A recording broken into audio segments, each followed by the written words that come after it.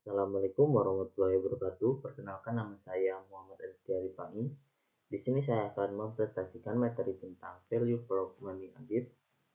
Baiklah, saya berasal dari Universitas Jambi, jurusan Keuangan deh. Lanjut ke materi. Yang pertama, karakteristik value for money audit. Audit kinerja yang meliputi ekonomi, efisiensi, dan efektivitas pada dasarnya merupakan perluasan dari audit keuangan dalam hal tujuan dan prosedurnya. Pada audit keuangan dan audit kinerja, tidak terdapat perbedaan definisi yang tajam karena definisi audit kinerja sebagai suatu proses dan dapat diturunkan dari definisi audit keuangan. Pengertian audit dalam audit keuangan adalah suatu proses yang sistematis untuk memperoleh dan mengevaluasi bukti secara objektif mengenai asersi atas tindakan dan kejadian ekonomi, kesesuaiannya dengan kriteria atau standar yang telah ditetapkan, dan kemudian mengomunikasikan hasilnya kepada pihak-pihak pengguna laporan tersebut. Audit ekonomi dan efisiensi.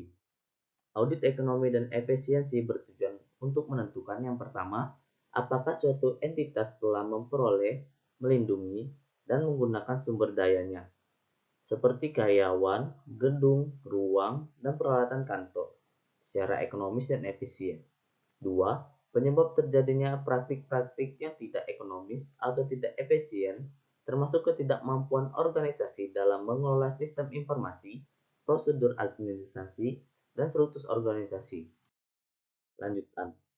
Secara lebih spesifik, The General Accounting Office Standard menegaskan bahwa audit ekonomi dan efisiensi dilakukan dengan mempertimbangkan apakah entitas yang diaudit telah mengikuti ketentuan pelaksanaan pengadaan yang sehat, melakukan pengadaan sumber daya atau jenis mutu dan jumlah sesuai dengan kebutuhan pada biaya terendah, melindungi dan memelihara sumber daya yang ada secara memadai, menghindari duplikasi pekerjaan atau kegiatan yang tanpa tujuan atau kurang jelas tujuannya, menghindari adanya penggunaan atau pengangguran sumber daya atau jumlah pegawai yang berlebihan, menggunakan prosedur kerja yang efisien, menggunakan sumber daya, staf peralatan dan fasilitas yang minimum dalam menghasilkan atau menyerahkan barang atau jasa dengan kuantitas dan kualitas yang tepat, mematuhi prasyarat peraturan perundang-undangan yang berkaitan dengan perolehan, pemeliharaan, dan penggunaan sumber daya negara,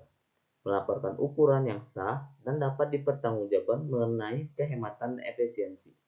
Prosedur untuk melakukan audit ekonomi dan efisiensi meliputi yang pertama, perencanaan audit, yang kedua, mereview sistem akuntansi dan pengendalian intern, 3.